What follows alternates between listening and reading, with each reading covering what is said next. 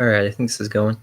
My name is Nathan Potter, and I am going to be doing a lesson about car maintenance with Mariah.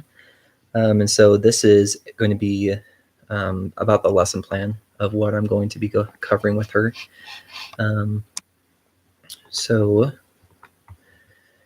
the kind of structure of the lesson will be we'll have a part that will take place in the classroom, and we'll do an introduction and then some and we'll talk about some of the aspects of safety when it comes to working on a vehicle or working with a vehicle, some very basic safety things, as well as some of the things that we need to be looking for when it comes to the actual maintenance of a vehicle.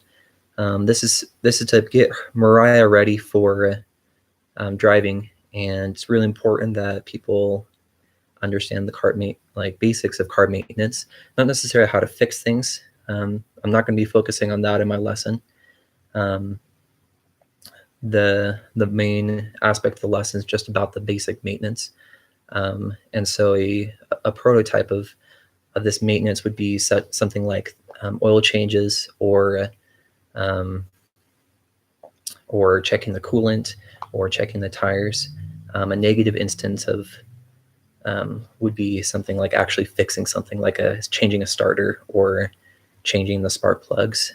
So we won't be doing any fixing of the car. So in the classroom it'll be we'll talk about some of the things that she needs to learn about, and kind of give her a checklist of things that she needs to be looking for during the maintenance, and then we'll go do a kind of a lab portion of the lesson that I'm kind of calling it, where we'll actually go out, assuming that the weather is good for us. But besides that, if it is and it's not snowing, we'll go out and we'll actually look at the car and kind of look at some of the things that she needs to be looking for, and we'll go through the checklist of things from what we just talked about in the classroom and go out. The design of this is to kind of facilitate that that people tend to have a short term, or they their attention span. There we go. That's the word I'm talking about. Their attention span, we tend to lose it after a little bit. So I'm going to try and since there's going to be a lot of information to cover in the introduction and teaching her, I want to facilitate that where we kind of adjust the location of the lesson and be able to go do something else for a little bit, get her to actually do a hands-on with the more hands-on kinds of things, and that should actually help with her psychomotor skills, because she'll be able to actually be hands-on with the car, and being able to connect the things that she just barely learned to the actual process. So, and then after we've gone through and kind of looked at the car, then we'll come back inside and do kind of a review of like, hey, here's some of the things, like, what did you notice? What did you pick up about it? And then kind of review, like, okay, so let's go back through the checklist and review it. Because the idea there is that we want to get her memory working and be able to transition what she's learned from a short-term memory into her long-term memory. She'll what's the word I'm thinking of? That's right. Her sensory register will of course be activated as she's learning, and the sensory register is mainly talking about how her senses are picking up the information. As she absorbs the information, she's looking at it. With going out into the lab, she'll have the physical aspect of she'll be able to touch it, but it'll be a lot of new information, and then it'll come into a short term. And so that's why we go do the review, is we want that short term memory to turn into long term. We want the information to encode properly, because the issue there is that we don't want her to be having this checklist of things that she needs to maintain on her car, go do it, and then totally forget what she's supposed to do. And that's kind of the nice thing about having a checklist, is that it's a way for her, and for a lot of us, I do it myself, because I maintain my own car and I fix it myself. But it's very nice that I can go through the checklist and look at, well, here's the things that I need to focus on, and then here's the things I've done already, and so we'll do that. And so in the kind of the introductory, or the first part of the lesson, we'll talk about kind of that checklist, and I'm going to bring a copy of it so that she can see what I'm talking about. Again, with that positive prototype of this maintenance checklist or schedule or whatever you want to call it. And I'll maybe try and bring a couple different copies of it, since there's a lot of different ideas about what people do, so that maybe she has a couple different a couple positive instances, that's the word I'm trying to use, that she can be able to look at. So we'll kind of go from there. And so hopefully she'll be able to go and use the knowledge that she gains and be able to go back. And so the kind of one of the last questions I'd like to ask her is, or kind of challenges, I guess, is for her to go in a week's time and go look at her parents' cars and check them out and do the maintenance thing again, because we don't want the information to decay, which is where just kind of over time, if you don't use it, then you lose it, as the saying goes. And so I would like to hopefully see that she can take that information and use it really well. When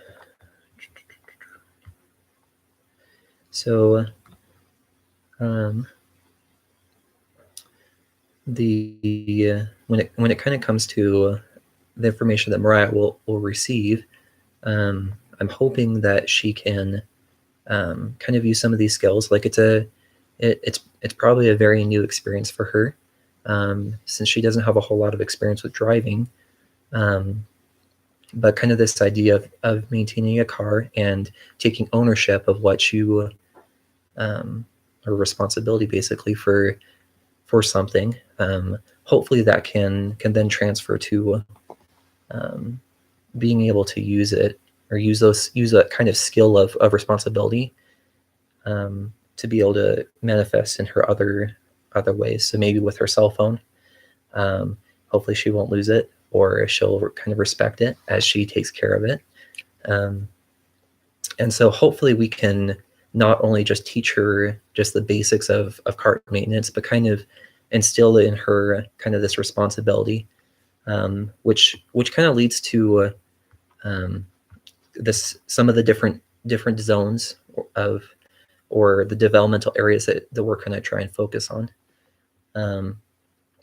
So one of those,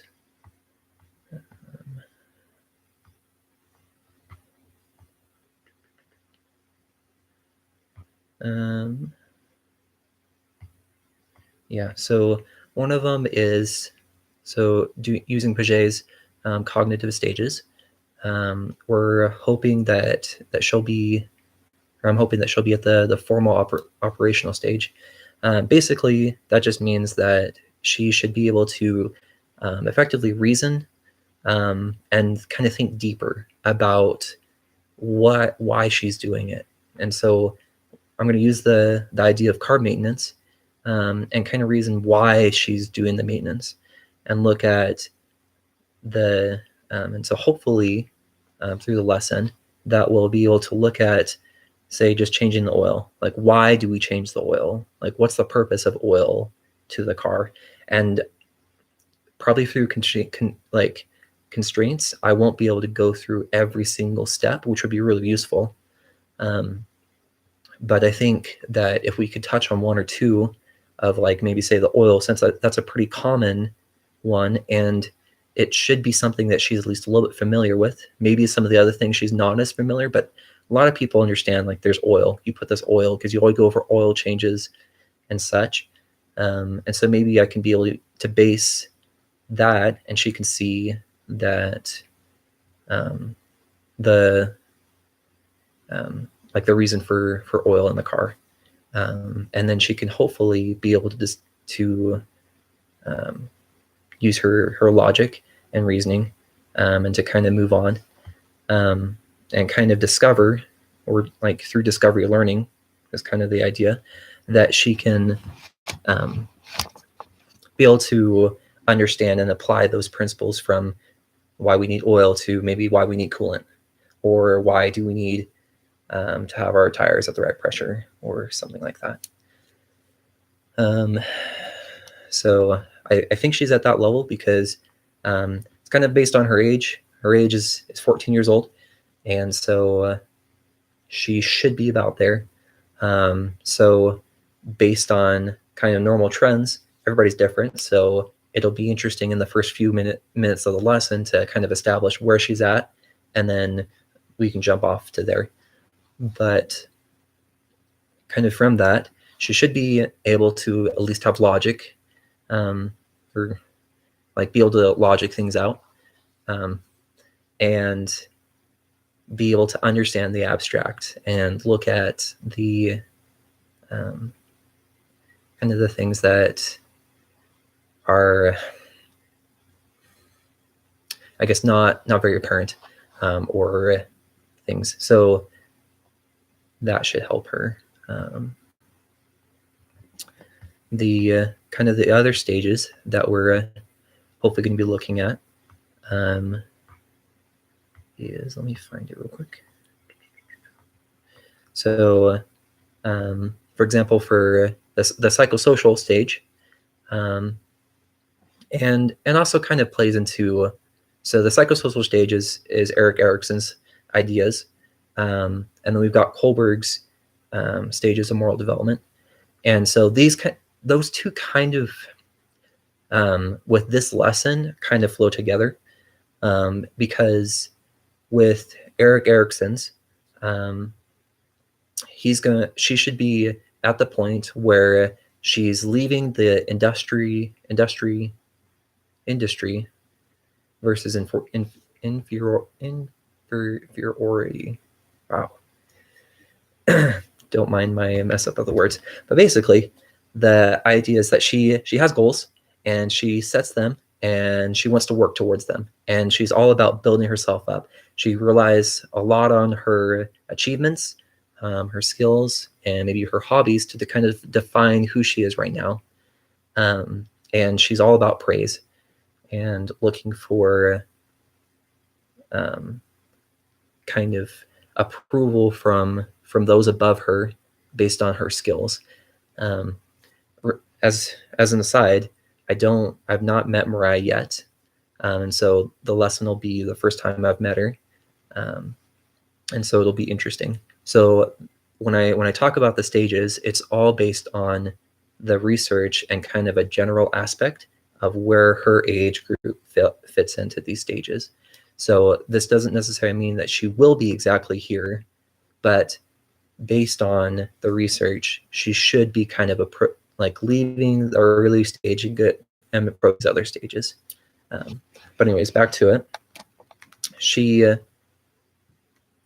So then the next stage that she should be approaching in Erikson's ideas is the identity versus role confusion.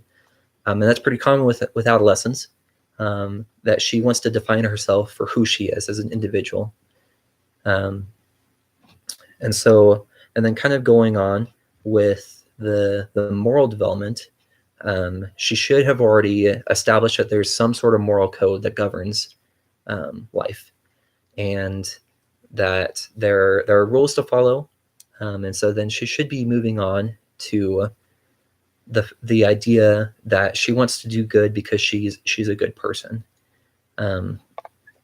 and that can have influence upon maybe the peer pressure that she has at school, and that's okay, because her peers will see her as somebody who's a good person because she does good things, and so there's a little bit of reward there, and so she's not.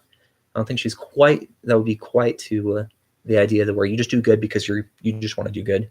And so there's a little bit of social pressure, but it ties into the idea of this identity. And so because of this, I'm hoping to tie the lesson in where that she has a skill. So the industry aspect of it. So she has the skill of car maintenance. So she knows how to check the oil. She knows how to check the tires. It goes through the checklist that she has learned. And then is being able to take that information and be like, hey, there's something wrong, or actually, no, things are doing good. And then kind of connecting it back to the moral aspect is that she could go on and help somebody else. And so maybe her friend, when everybody's driving, like a few years down the road in high school, maybe her friend's having a little bit of issues with her car, and maybe Mariah looks at it and says, yep, you need to take that to mechanic, or, oh no, that's just just kind of a little bump, no big deal. And so kind of this idea that it's a service that she can provide to her peers.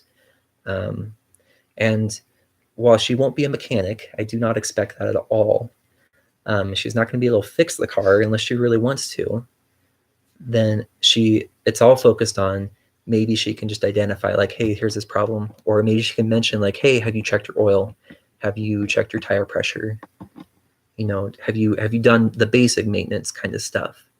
And so then she can be able to help somebody out who needs it. So there's a couple of those different stages, and they fall under the different domains. They're really tied to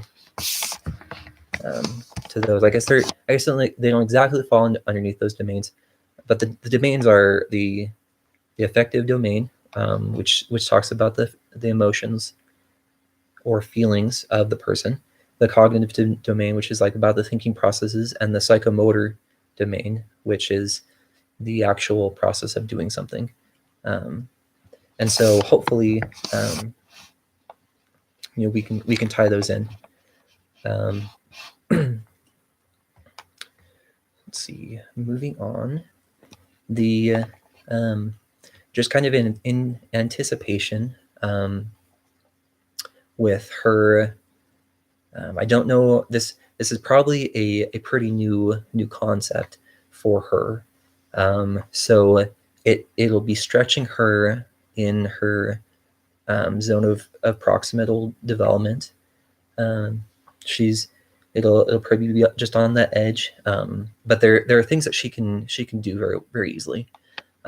So the things that she doesn't, or like, so we've got the maintenance checklist, and that is things that she probably doesn't know yet, besides probably like the oil and like the tires, and maybe a couple other things that with a little bit of scaffolding, maybe some cueing, she can kind of understand that these are the things that we're talking about, and then hopefully that will start to click, and she'll be like, oh yeah, I've heard of that before and stuff.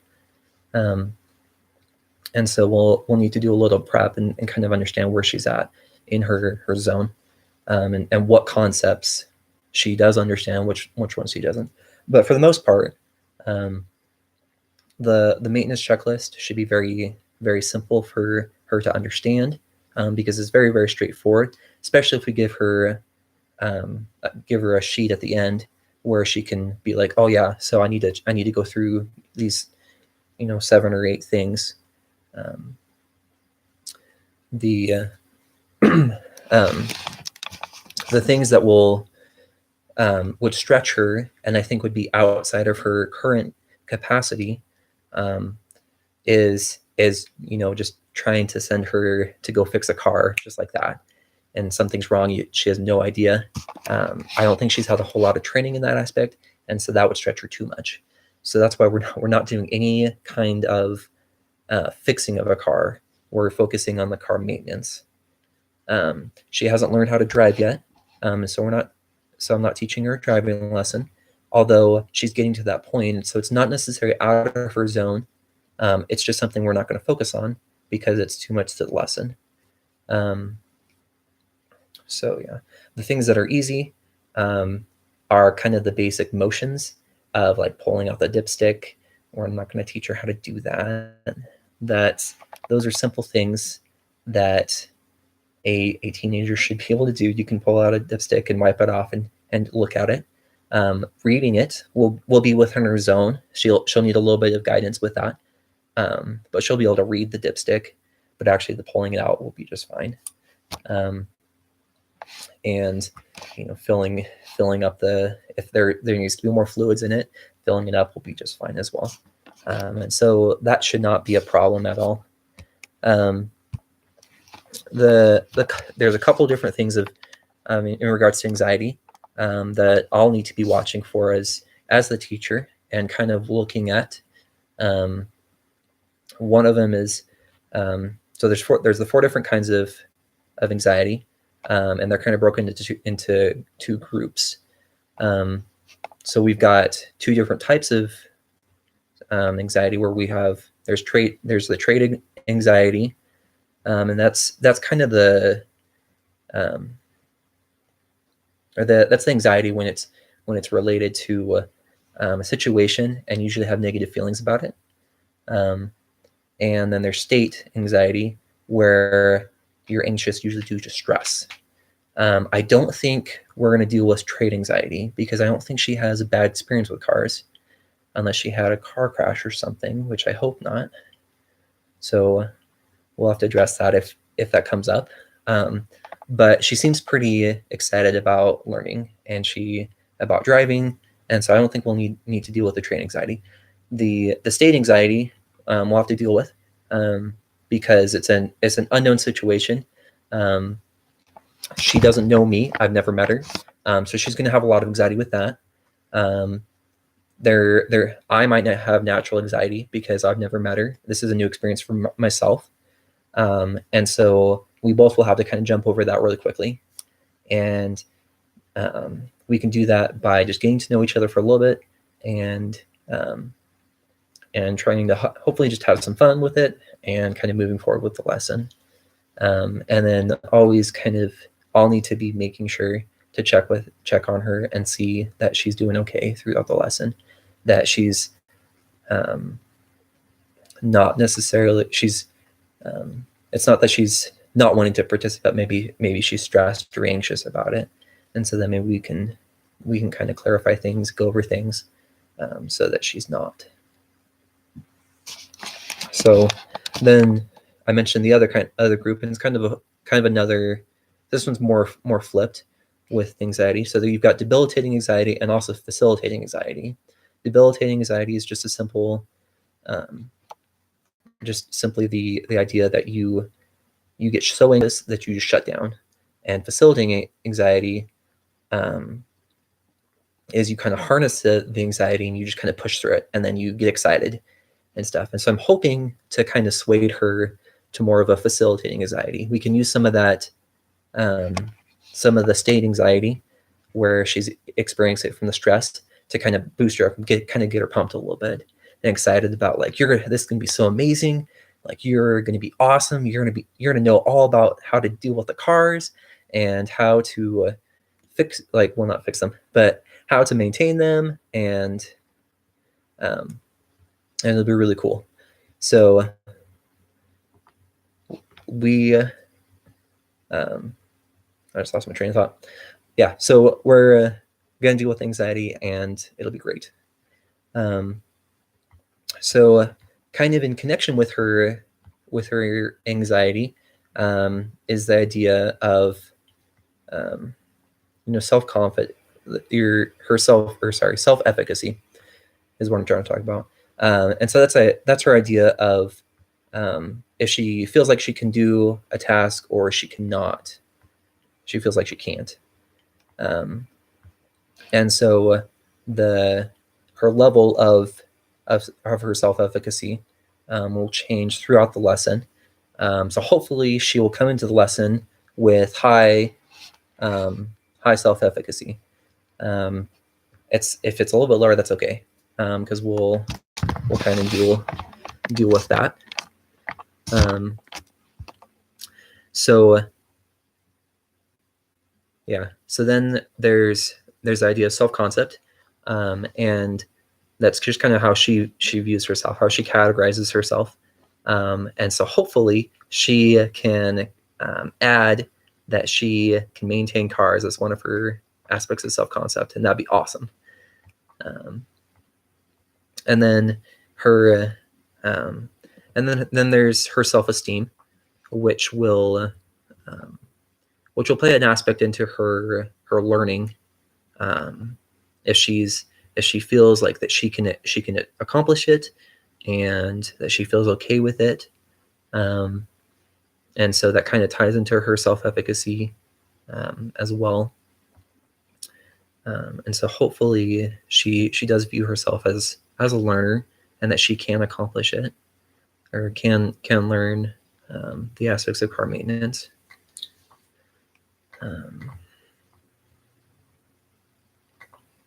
So the yeah, so kind of moving on. So let's talk about her motivation when it comes to the lesson. We're going to be using a lot of intrinsic motivation with learning to learning about the car, because we're not going to provide a reward for it. There might be the intrinsic motivation of, well, I can maintain this car, so maybe I can tell Dad, hey, you should get me this car because I know how to fix the car, or not fix it, maintain it. But hopefully it's more intrinsic, where she feels good about herself, and that she wants to be motivated to learn, because she just wants to learn it. She wants to be able to maintain her car, be able not to crash, that it'll work properly, that her car will last longer, that maybe she'll get better gas mileage, like who knows. Which some of those can tie into the intrinsic motivations, but hopefully it's more extrinsic.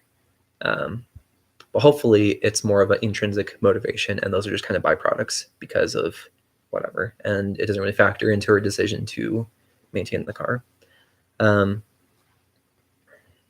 So let's see.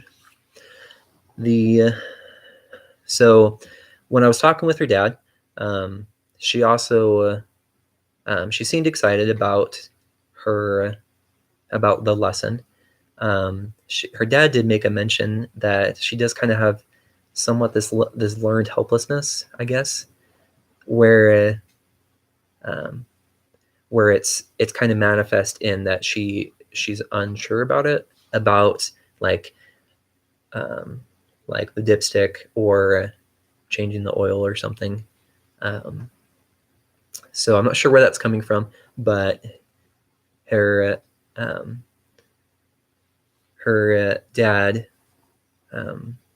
assured me that it should just be fine. But I'll have to kind of watch that and make sure that I'm not always providing her all the information all at once. where we can do some kind of conversation and kind of help her develop some of the safety ideas, or some of the maintenance that maybe she's heard about before we talk about it, before I just spell it out, because we don't want to create that atmosphere of where she just kind of relies on me as a teacher, because I won't be there. This is a one-time lesson. She'll have her sheets that she can look at, and that's it. And so she should be able to after this lesson be done, be able to do and accomplish the task. So yeah, the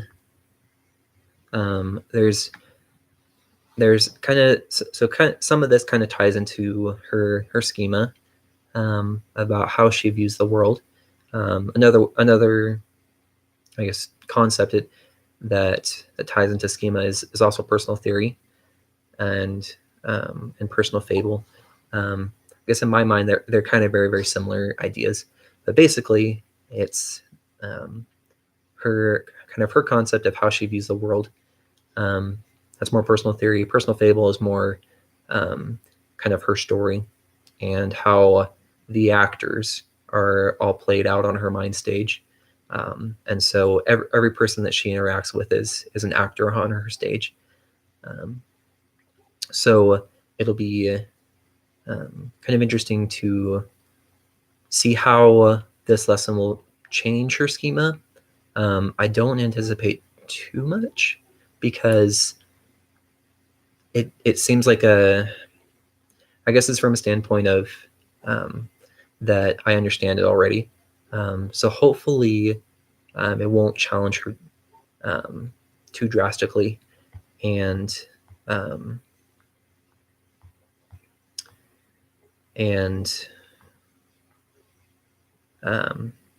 kind of create a disequilibrium within her cognitive state. Though some of that is good. So I guess we're kind of going back to the zone of proximal development a little bit. But I want to be able to challenge her enough that she can ask questions and she can be interested, but not too much where she just shuts down and gets the debilitating anxiety, and that pops in and she gets frustrated about the concept, because then she won't learn, because she's just frustrated. So we want to kind of keep her in slightly disequilibrium, where she's learning, but not so much that and she just shuts down. So through this,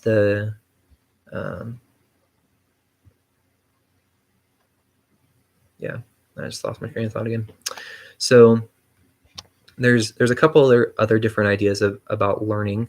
So I talked about discovery learning and how we're going to try and kind of establish a baseline and look at where she's at, and where she can maybe she can think about and reason through what she's learned before,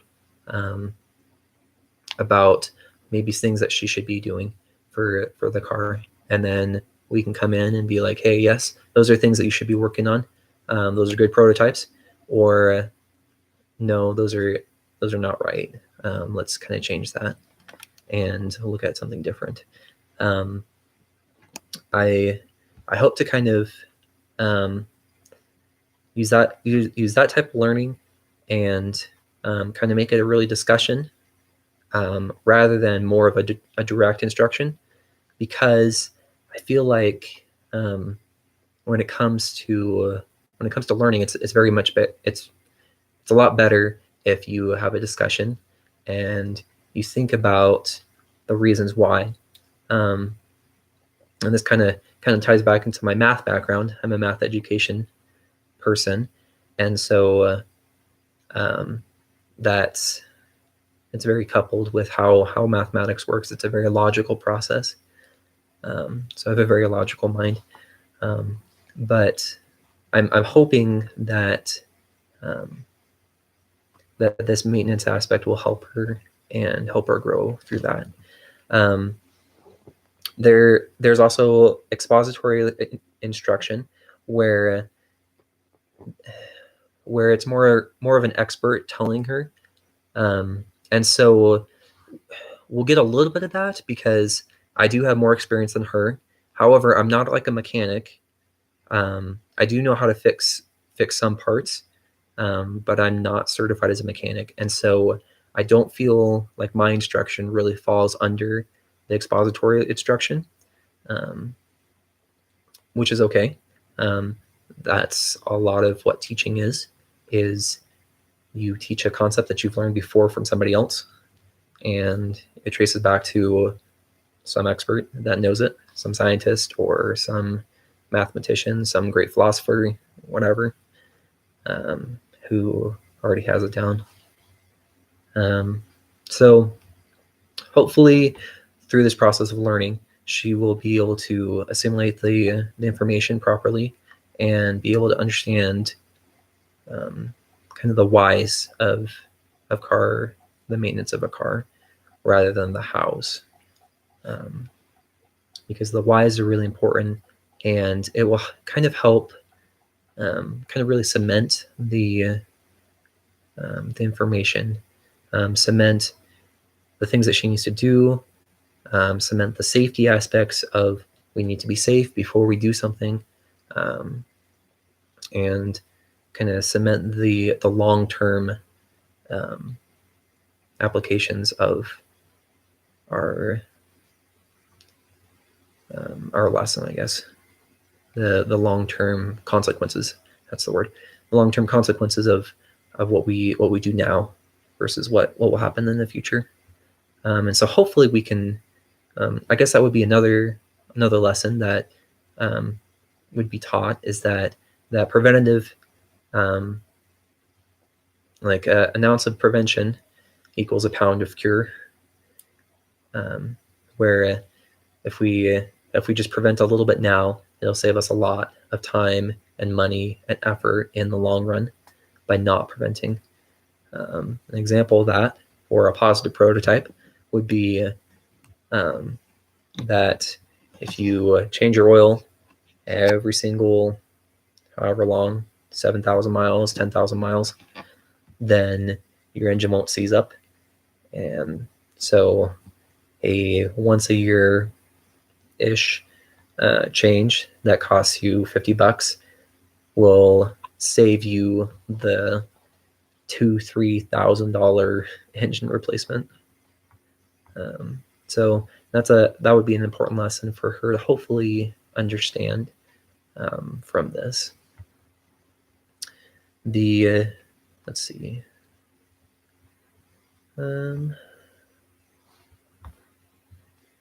Just kind of going back through my notes. So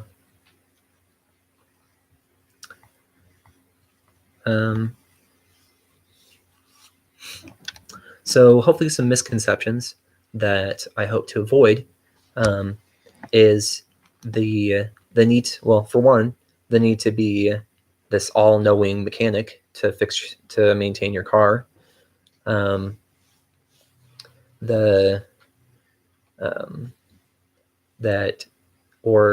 only a select few people can fix your car.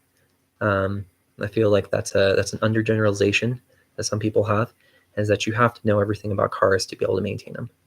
I have lots and lots of friends that don't check their oil, they don't check their filter or the tires or anything, and some of them cause problems, some of them don't, but you can see that there's a trend, and so hopefully she'll understand that she's that she also can fix or maintain the car, and that it's not just a select few, but it's everybody can do that. It's a pretty simple process for a lot of people to do.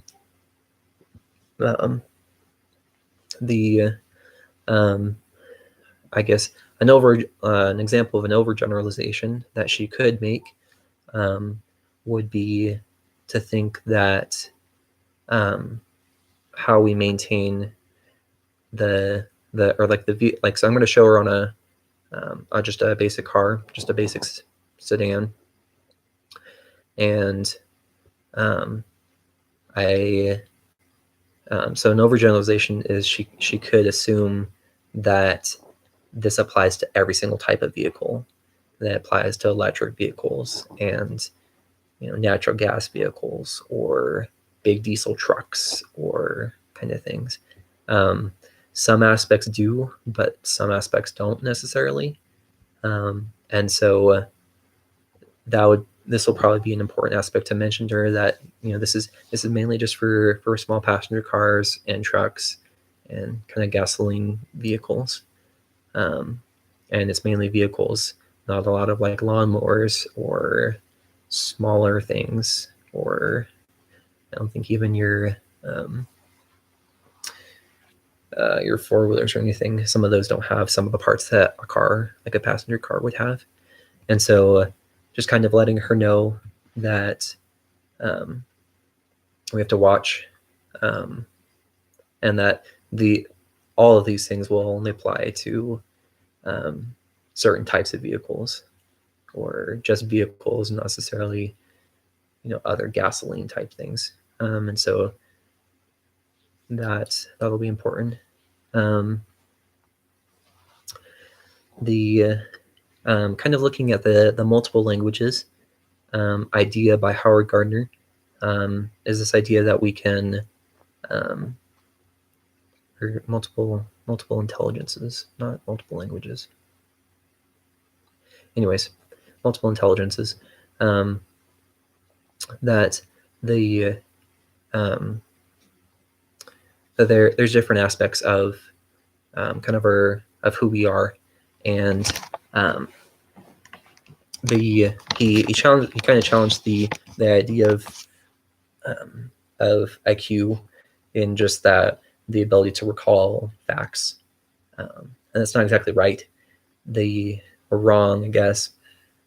That's the problem with theories, is they're just theories.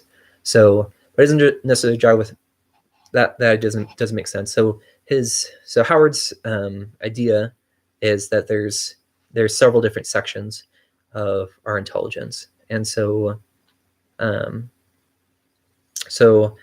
of starting the first one's the idea of kind of a logical or a sequential intelligence, and this kind of comes from or this will be manifested in her lesson kind of very naturally.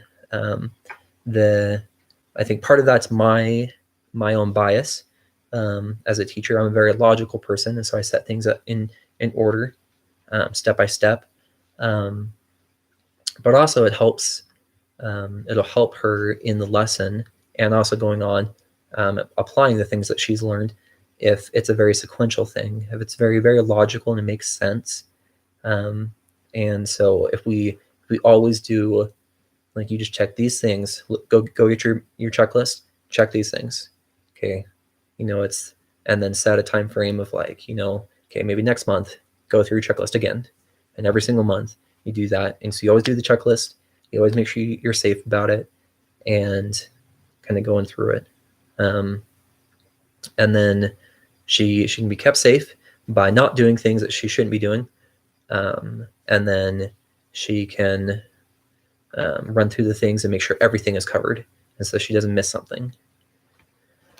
There's kind of the verbal idea, where where there'll be kind of a lot of verbal communication throughout the lesson, and so she can be building on her language and the definitions of different parts, different parts of the car, or different things that we talk about. And so we can kind of build the language center of her brain, and look at or like and trying to help her understand what these definitions mean, what this part is, and assigning a word and a name to it. The visual or spatial kind of intelligence falls under the when we got the idea that we'll be looking at visual clues with one another as I teach, and she learns and assimilates the information. That she'll be kind of picking up on clues of how to do things, about like the modeling of the behavior of this is how you do it, and so practice it and do it. But also kind of the hands-on aspect of actually doing the checking of the oil and doing the checking the tires and such. There's he also so Howard Gardner also talks about like the musical aspect. This one's a little bit harder in the lesson since it's and I think kind of falls harder with a lot of lessons. However, there has been shown in some studies that by listening to music and while you're learning information and then listening to like the same kind of type of music, that it will help facilitate a better encoding of into the memory, and going and transferring it from short term to long term. And so I was thinking that I would have soft background music playing while we do the introduction and kind of talk about kind of the first aspect of it, and then go off into do the lab and then come back in and still have the music playing as she reviews. And hopefully that will help kind of facilitate remembering, and kind of give it a second over. And it's also music is just nice. It's soft and relaxing. And so if we play kind of warm, inviting music, then that should help lower her debilitating anxiety, raise her self-efficacy, and just kind of help promote better learning with her. The fifth idea is kind of more of a naturalistic approach to learning and to assimilating information. So kind of this idea will be manifest in the lab aspect of it, where we have, and you kind of notice like a lot of these kind of crossover, and that's okay. They're not supposed to be defined as exact categories. So in the lab we'll be doing things, and so I don't anticipate that she will just automatically learn everything in our classroom kind of discussion. And I don't want to spend a whole lot of time in the classroom. In my experience, when it comes to cars, they're a very hands-on thing, and I can learn, and most people learn by books and through instruction and stuff. But when you're doing something, you've got a hobby, you need to be shown how to do it, and then you go do it yourself. And that's a much more natural way of learning when it comes to that. So yeah. So then there's the there's the two last subject, or I guess topics, under Howard Gardner's idea is the interpersonal and intrapersonal. So the interpersonal means between people, and so that's kind of connected with our discussion idea, and how we and it's gonna be very nice because it's a one-on-one teaching environment. I won't have to necessarily worry about the proximity of the student, which is Mariah. I won't have to be as concerned about dividing my attention. I can be focused on her, and she can be focused on me, and we can have a good conversation together. And so it's kind of a unique experience compared to the classroom, when you have 30 students and you have to divide your attention up between those 30 students, and you've got 3 people asking questions and such. And so it makes it more challenging. So this will be a lot easier of a setting. So sometimes the pressure can build, which leads to the built-in anxiety, but hopefully that won't happen. And then there's the intrapersonal. And so this idea is where it kind of is that relationship within, and kind of builds onto the idea of your self-concept, and your self-esteem adds to it. But it's this idea that you're aware of your own goals and motivations, and how you learn and how you grow and kind of move forward with it. So this will be easy for me to assess. Unfortunately, not easy in Mariah. So I'll have to rely on her body language and the questions that she's asking and such to kind of understand how she's kind of dealing with everything. Let's see. So so moving on, let's talk a little bit about Bloom's taxonomy.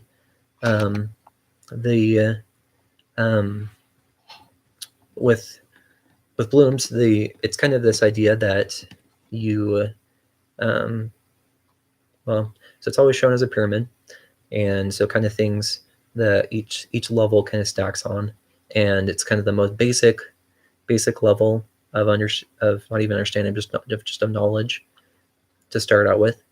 And so when we kind of connect it back to the lesson, I'm hoping to see there's 6 aspects to Bloom's taxonomy, and so I'm hoping to see all 6 in the lesson. And I think the way I've designed the lesson hopefully will facilitate seeing all 6 of those. So the first one is knowledge, and that's just the idea that you are, wow. So this is the idea that I can just give knowledge, and that she just takes it. She takes the knowledge. So like the sheet, that's a perfect example. I'm going to hand her the sheet of the maintenance checklist, and she takes that and says, okay, great, that's awesome. And then she's done from there. So then we want to to turn it from knowledge to go up to the next level, which is understanding. And so that's where we're gonna start asking questions, and be okay. So from this knowledge that you gained, what do you understand? What are you thinking? What do you feel? Do you get it? Do you understand it? What are the questions you have? And just kind of go from there. And that's where the discussion helps a lot, is to kind of cement that she's at this understanding level. Then the next one is application. This is perfect because we're gonna have the lab aspect where she learns it, understands it, and then goes on to the lab and applies what she just learned. The great thing is I'll be right there. So if she has to kind of go back down a couple levels and be like, wait, I didn't understand this, let's teach this. And I'll be like, okay, this is what it is. And we'll explain it. And then she can be like, okay, I understand. And we can move on. So then when we kind of come back inside, and part of when we're in the lab, I guess, is the 4th level of analysis. And this is where we start to really see the logical reasoning, of thinking about the why of Mariah, or the why of Mariah, thinking of the why of car maintenance. Mariah's thinking that. So so when we dig into this idea of asking, like, why do you do this, or why does this make sense, or whatever, the goal is that she would be asking those questions. She may not be as interested, or possibly she may not be as comfortable And I'm thinking the latter one will be more the reason to not ask the questions. And so hopefully she can feel comfortable with that. We can kind of get into the analysis idea of like, why is this making sense? Like, why does it matter? What is taking place? And then we get into the evaluation idea, where she has all this knowledge, she's applied it, she is understanding the why, and she's like, okay, so like how can we be taking this information and maybe moving up to the next level, or being able to see how she's understanding it. And then the final idea is the creative aspect of it. And so ideally, she would then, kind of in the fifth level with the evaluation, maybe she takes the knowledge and goes on and looks at her dad's car, and it's like, great, I did that, I reported back or something, and I did it, and I'm done. But if she becomes creative, she's like, okay, well, hey dad, when we're buying a car, we need to make sure we do all these things, so that the car maintains, or the car keeps running really well. And then she's like, well, maybe like I want to make a cool spreadsheet about how I can keep track of the things that I did each month, and maybe things I noticed, and I'm going to write down notes, and whatever it is. And so hopefully this kind of spurs her thinking, and she's able to look at more than just a basic the maintenance plan, that she can move on and understand that this is important for the car, and it's a way to make it run better. And here's things that I can make now, maybe tools or methods, or maybe I'm going to do it every time I fill up or something, or whatever it is. And so maybe she changes it and tweaks it, and so later on in her life, she's really good at it. Let's see.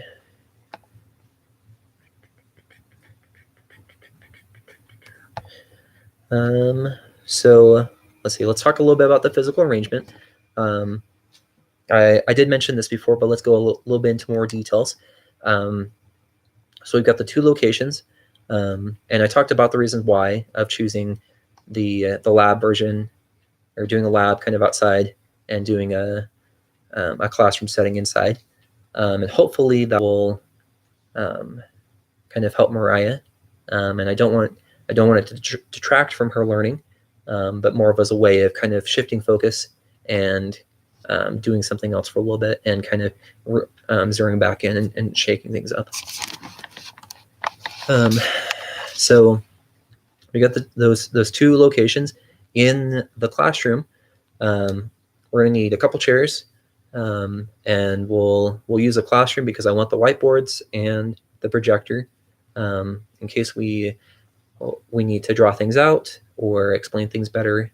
That way I have some of these tools for my lesson, and maybe we can use those tools as also assessments for Mariah. Maybe like she can write down the list of like, these are the things that we need to cover, and she writes them down by herself. And then the projector will be nice.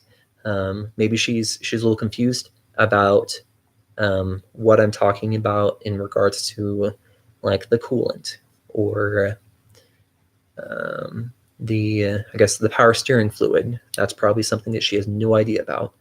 And so I could use the projector to display maybe what I'm talking about in a diagram, or talk about the actual bottle, maybe pull something up on walmart.com, and be like, hey, here's an example of the bottle that you would use.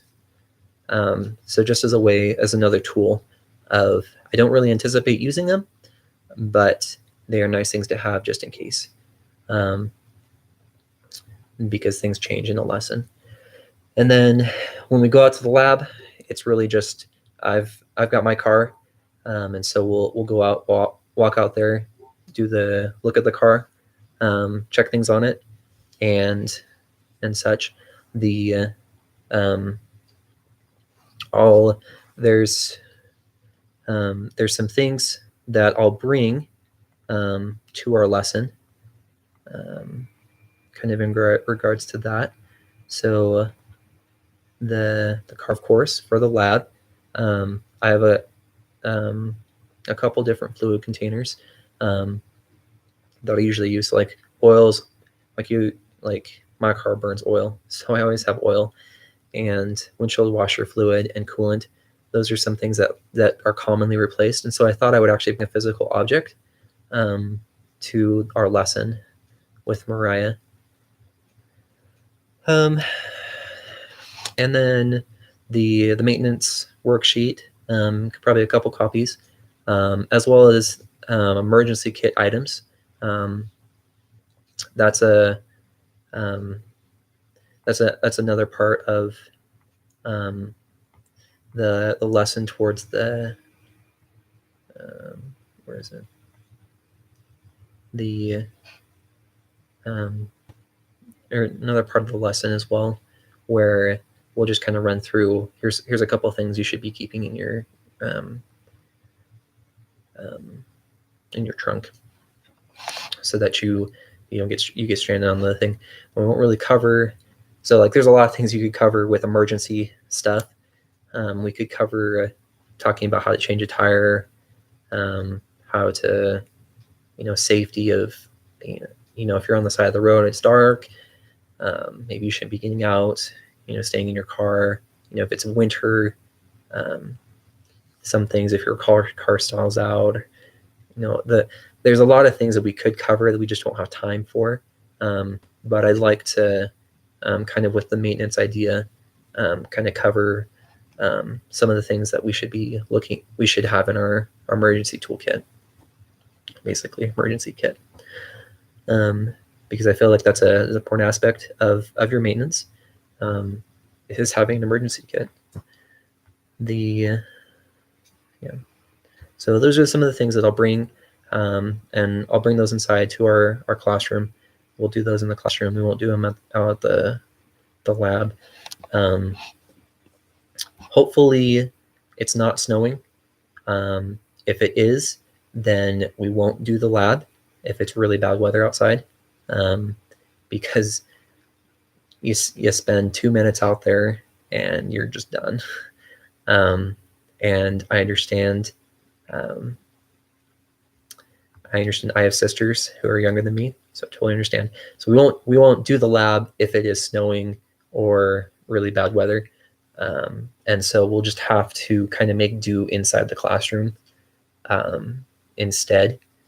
And maybe we can spend like a minute of like, hey, here's this out in the car.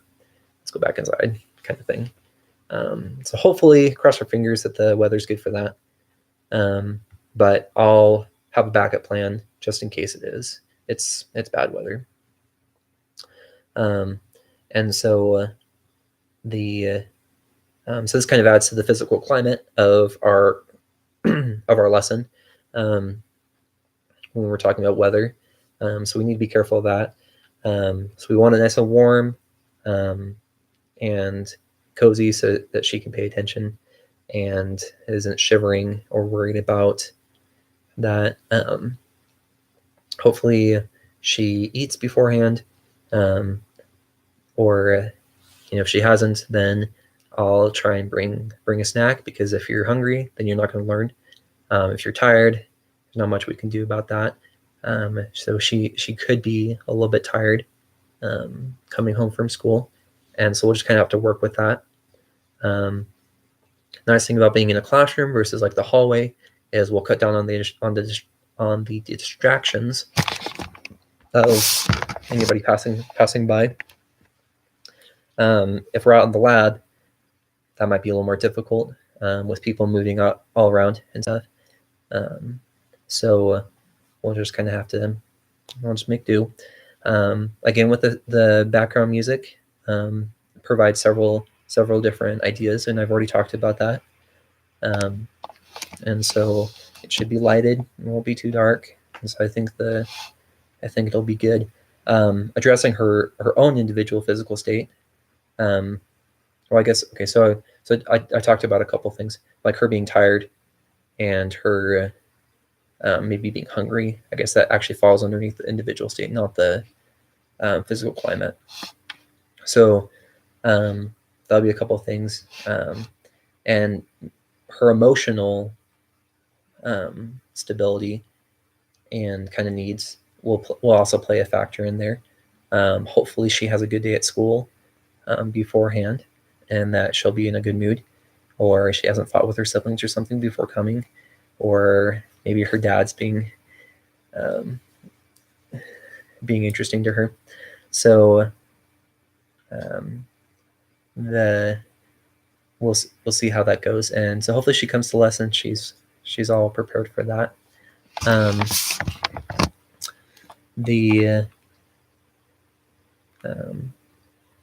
Yeah. And then I think that's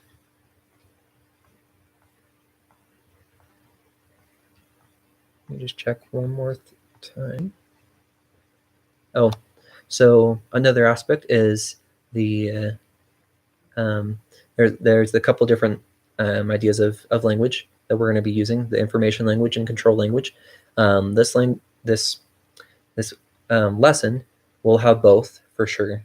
We'll have the information language where it's like, hey Mariah, here's such and such and such. What do you think about this? What do you know about this? How do you feel about this? You know, those kind of things. And then the control language be like, okay, Mariah, let's go out to the car.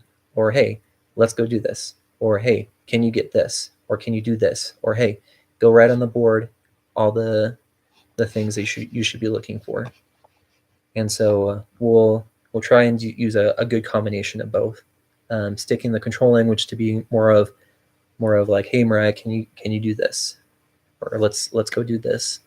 We're gonna go transition into this section now, and try and sticking on the information language kind of aspect. I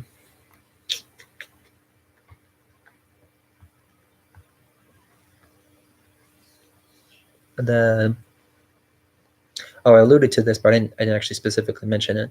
There's the social learning theory, and it's kind of this idea. It's by Albert Bandura, where talks about how we model behavior when we rehearse it, and then we do it. We assimilate information by that idea, and so that will come up directly in the lab, where that I can be looking at a couple things and be like, hey, this is how you do this, and you do this, and Duncan in like, okay, Nick, now it's your turn. Can you read this? Or with the tires is great. There's 4 of them. So I'd be like, hey, I'll check this one. So do it for her and check it and see like, this is how you do it. And then you read it. And then we'd be like, okay, now let's check all the rest of the 3 tires, and you go do this. So that should provide additional help for her learning in that regards.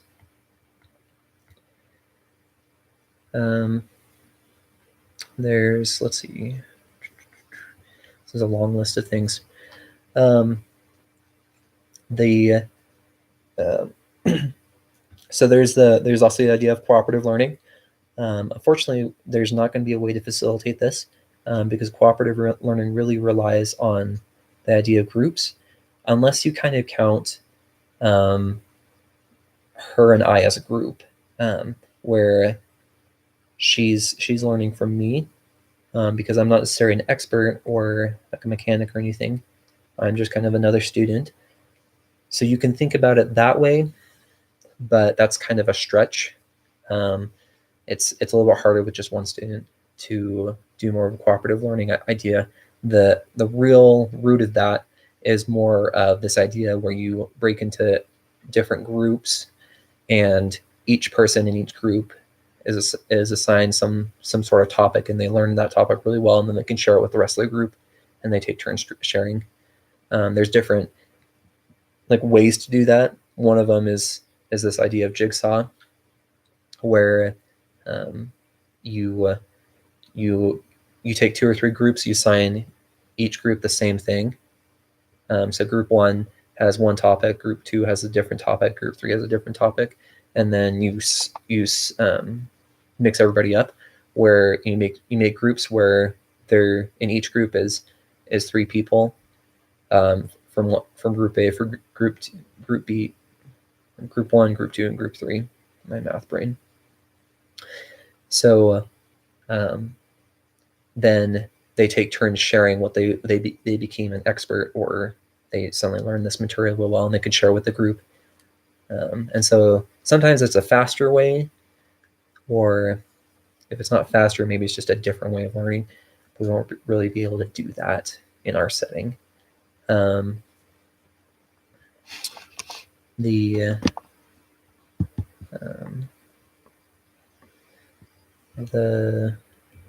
lot of the ways that I want to teach will focus on constructivism, and not behaviorism necessarily. The behavioristic aspects will come up with kind of this, like, I'll show you and then you go do kind of idea. But I want to focus on more ideas of let's look at the reasons why and explore those reasons, and that falls more under the constructivism concept rather than the behaviorism aspect.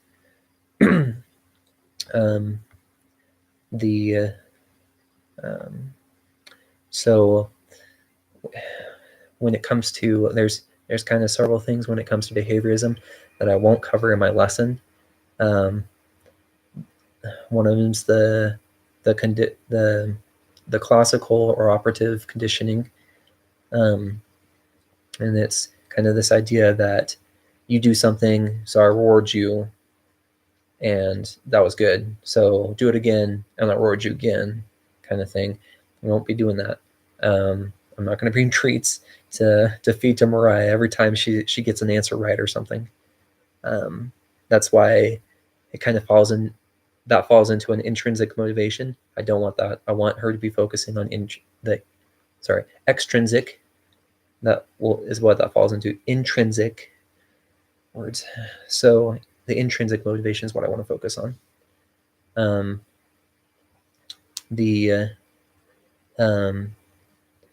With behaviorism, there's a couple different ideas.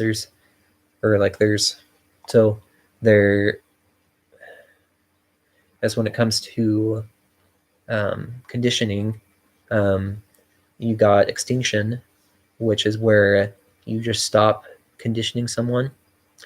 Again, we won't do that. Or there's intermittent reinforcement, where that's the idea that you sometimes reinforce the behavior that you want, sometimes you don't. So those are kind of a couple aspects where it doesn't make sense with behaviorism, because like if you're always giving a reward to somebody, then eventually you'll have to stop. So like in our case, with this lesson, if I'm always giving Mariah a reward every single time she does something, or like gets a correct answer, or does good with the maintenance, then we're going to have this idea of extinction, because she's going to go home and her dad's not going to do that, and so she's not going to get the reward, and so then the behavior doesn't matter anymore. Or maybe just for fun, that her dad does, maybe her dad carries on. It's like, oh, hey, here's a candy bar because you maintained your car. However, knowing humans, we will do that for a little bit and we'll forget a couple times. I'm like, oh yeah, I should have done that. So next time I'll give that. And so you get this intermittent reinforcement. And so the student is kind of confused and then just kind of gives up. And so we're not going to do that at all. Then I think the last idea is about testing. We have criterion testing and norm testing. Criterion is this idea where we'll test according to some sort of standard, and that's probably going to be where our testing, like my review, will be, because we'll have a kind of a standard of like, this is what you need. These are the things you need to check on your vehicle. Here's your checklist, and then let's test you and see if you remember what those things were. And so it's really going to be more criterion testing. The norm testing will come maybe from if she can do it, and then maybe her peers do it, or maybe if her dad does do maintenance on his vehicles, then if she's doing something similar, and so she does the same thing that he does. So we'll see.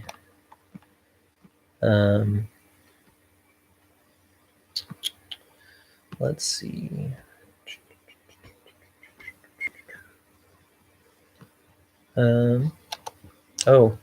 A couple things. So going back to the memory idea, I missed a couple things. There's this idea of visualization where you can remember something based on the sights, the smells, maybe the sounds that was happening. So that's why we're using music to kind of help with some of her visualization. And maybe we'll do some scaffolding of like, hey, do you remember like how the car looked or something, or do you remember the placement of it? Hopefully her intuition kind of comes in when she's just trying to think about her questions and maybe how something should work. And it's not necessarily her reasoning it out of like, well, it's this because of this, this, and this.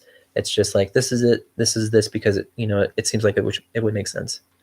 And I anticipate that she will have a lot more intuition aspects when it comes to the car rather than reasoning aspects. Unfortunately, I don't know her, so she could be very mechanically minded, and I just don't know.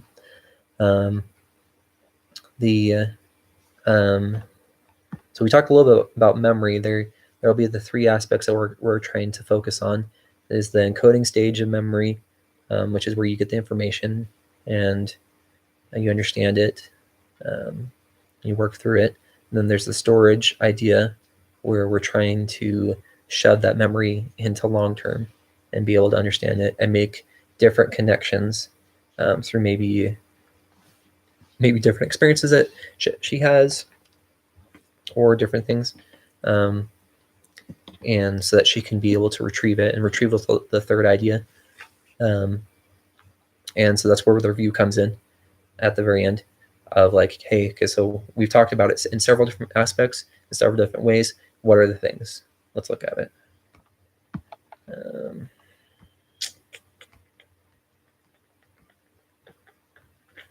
Yep. So that looks like the extent of my lesson. Then hopefully the lesson goes well with Mariah and things will work out.